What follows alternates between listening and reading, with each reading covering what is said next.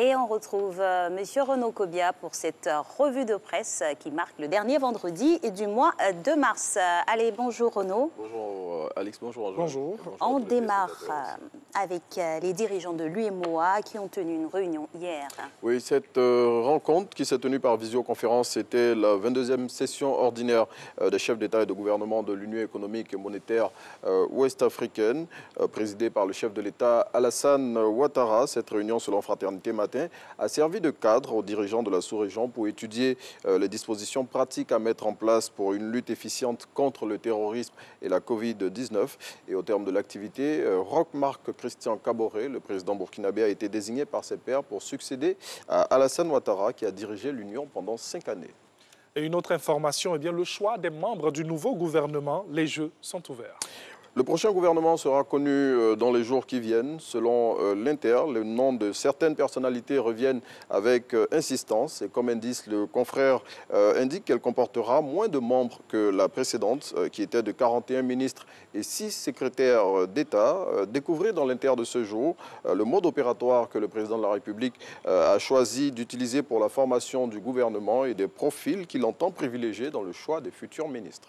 Et justement, la composition de ce futur gouvernement est très attendue. Oui, annoncé pour début avril 2021, un gros suspense plane sur ce nouveau gouvernement et particulièrement sur sa composition selon le Nouveau Réveil. Le confrère livre les 3 raisons qui motivent les nombreuses attentes autour de la future équipe gouvernementale et révèle les non-dits du discours du président de la République au dernier Conseil des ministres.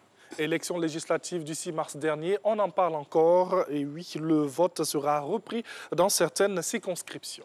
C'est ce que révèle la commission électorale indépendante. C'est dans une note qu'elle a transmise à l'ensemble des médias nationaux que la CEI indique que les opérations de vote reprendront dans 4 bureaux où les résultats ont été annulés après la saisine du Conseil constitutionnel. L'organe en charge des élections dans notre pays, selon l'expression, indique que ces élections se tiendront à une date qui sera fixée bientôt.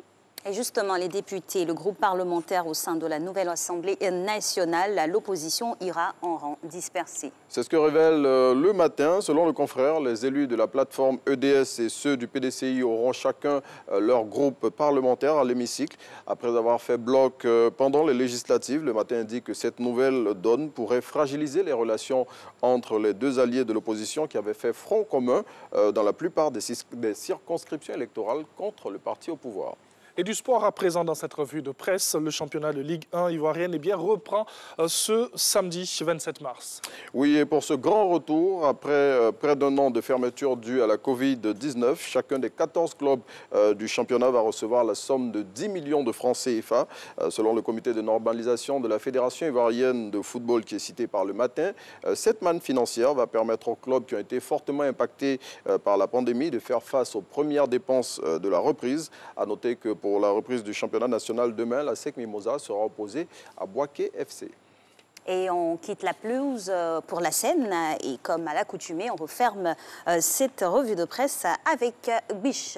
Oui, c'est avec une note du mot que le confrère satirique referme cette semaine pour nous. Et il dit aujourd'hui qu'il faut souvent effrayer la galère. Bon, en même temps, il ne faut pas faire comme le monsieur qu'on voit ici sur l'image d'illustration qui veut tellement découdre avec la galère qu'il a sorti une arme. Et donc, si vous voulez savoir comment inquiéter la galère afin qu'elle vous lâche définitivement, retrouvez toutes les recettes que Biche livre dans son numéro de cette semaine. Et puis pour la route, je vous livre cet adage qu'il a adapté à son sujet du jour. Il dit « Au moisi bien né, la galère n'attend point le nombre des années ». Bon, je suis sûr que vous avez dû reconnaître la